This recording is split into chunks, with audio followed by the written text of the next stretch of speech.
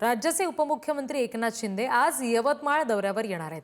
दुपारी 3:30 वाजता पदाधिकाऱ्यांच्या प्रशिक्षण शिबिराला आणि कार्यकर्ता मेळाव्याला एकनाथ शिंदे मार्गदर्शन करणार आहेत। यावेळी एकनाथ शिंदे यांच्यासोबत केंद्रीय राज्यमंत्री प्रतापराव जाधव, मंत्री उदय सामंत, मंत्री गुलाबराव पाटील उपस्थित राहतील। आमचे प्रतिनिधी दीपक शास्त्री या संदर्भात आपल्याला आणखी तपशील देतील। आगामी काळामध्ये स्थानिक स्वराज्य संस्थेच्या निवडणुकीचा बिगुल लवकरच वाजण्याची शक्यता आहे। त्याकरता सर्व पक्षाकडून मोर्चे बांधणीला सुरुवात झालेली आहे। शिवसेना यवतमाळ जिल्ह्याच्या वतीने शिवसंकल्प जिल्हा पदाधिकारी प्रशिक्षण शिबिराचे आयोजन 26 ऑक्टोबरला म्हणजेच आज करण्यात आले आहे। गेल्या 2 महिन्यात शिवसेनेच्या जवळपास 2000 पदाधिकाऱ्यांचे पदग्रहण पालकमंत्री संजय राठोड यांच्या उपस्थितीत झाले आहेत।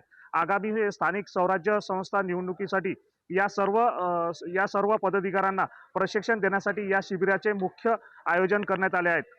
पक्षाच्या तळागाळातील कार्यकर्त्यांना संघटनात्मक कौशल्य, संवाद कौशल्य, समाज माध्यमाच्या प्रभावी वापर आणि सामाजिक जबाबदारीचे प्रशिक्षण देण्यासाठी या शिबिराचे आयोजन करण्यात आले आहे। सामाजिक माध्यमावरील राजकारणाचा प्रभाव, महिला सहभाग आणि कार्यकर्त्यांच्या वैयक्तिक संघटनात्मक बांधणी या विविध तज्ज्ञांकडून मार्गदर्शन केले जाणार आहेत।